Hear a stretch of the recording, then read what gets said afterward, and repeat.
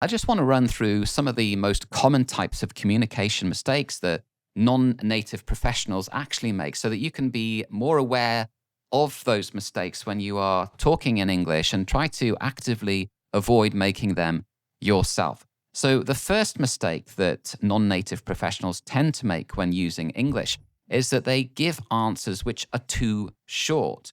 So, the answers that they give will be yes, no style answers, not developed at all. And it is usually due to a lack of confidence using the language and a fear of making mistakes. So, really, their attitude is to say very little because they feel that that is the safest way of proceeding. The opposite to that is mistake number two, which is deliberately using overly complicated language. So, using adjectives or idiomatic expressions which are far too complicated for the information which they are trying to impart.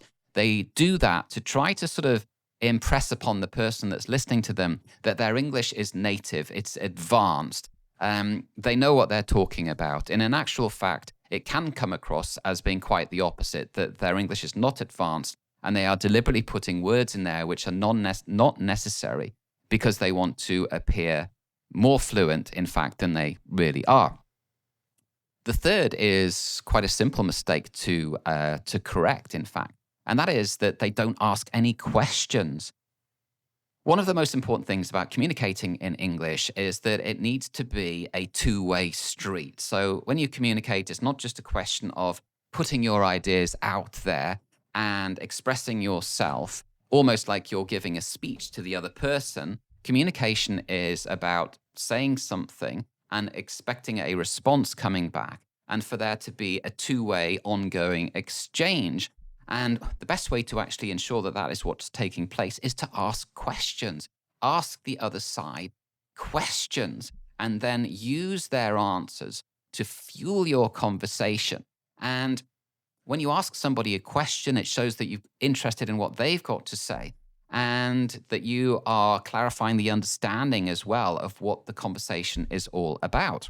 One of the biggest problems that I came across and continue to come across is the use of the word maybe. Maybe shows that you're not sure what you're talking about and you don't want to commit. So the word maybe simply acts as a frustrator. And the other person, they may not directly say this to you, but they will be frustrated by your lack of commitment. So strike out that word maybe, try to be more committal or be more direct in your response rather than trying to avoid giving direct answers. The next communication mistake that non-native professionals can make is an overfocus on grammar. And I think that goes back to school days when people learn English for the first time. They use grammar as like a building block, if you like, to be able to successfully express themselves.